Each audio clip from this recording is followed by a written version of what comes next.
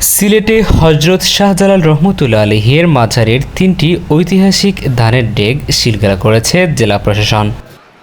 বৃহস্পতিবার বিকেলে নির্বাহী ম্যাজিস্ট্রেট আব্দুল বাসিত মোল্লার নেতৃত্বে এ কার্যক্রম পরিচালিত হয়।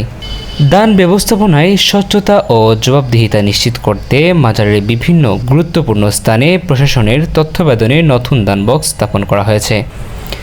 প্রশাসন জানিয়েছে, এখন থেকে ভক্তদের সকল দান এসব দান বক্সে জমা হবে এবং সরকারি তত্ত্বাবধানে সংরক্ষণ করা হবে।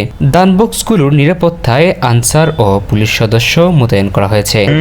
কমিটির সকলের সিদ্ধান্ত মোতাবেক আমাদের আমরা স্বচ্ছতার জন্য দান বাক্স বা দান যে কি হয় সেটা স্বচ্ছতার জন্য আমরা এই দান বাক্সগুলো স্থাপন করেছি এবং প্রত্যেকটা দান বাক্সই আপনার ডাবল। সেক্ষেত্রে মাজার কর্তৃপক্ষকে বিষয়টা জানতেন কিনা এমনিতে? আমরা অবগত করেছি, সকালবেলা অবগত করেছি, মাজার, মাদ্রাসা এবং মসজিদ সবাইকে অবগত করা হয়েছে। এবং সেক্ষেত্রে আমরা দেখছি যে আসলে এখানে আনসার সদস্যরা, পুলিশ সদস্যরা আপনাদের সহযোগিতা। আপনারা সবাই এটা চাহিদা ছিল যে আমাদের এখানে নিরাপত্তা একটা সমস্যা আছে, তারপর আপনার আরো কিছু সমস্যা আপনারা আলোচনা করছেন। সেই প্রেক্ষিতে জেলা প্রশাসন বিভিন্ন সবাই আলোচনা করে এখন আনসার সদস্য এখানে মোতায়েন করছে যে জনগণের স্বার্থে যে এটা নিরাপত্তাটা বজায় রাখা। সেক্ষেত্রে এই যে বাক্সগুলো আজকে এখানে স্থাপন করা হলো, সেটা কি আজকে থেকেই আসলে কার্যক্রম চলবে? আমাদের সার্ভে আসলে তারপর সেগুলো লক করা হবে। আমরা স্থাপন করতেছি। কয়টি তালা থাকবে?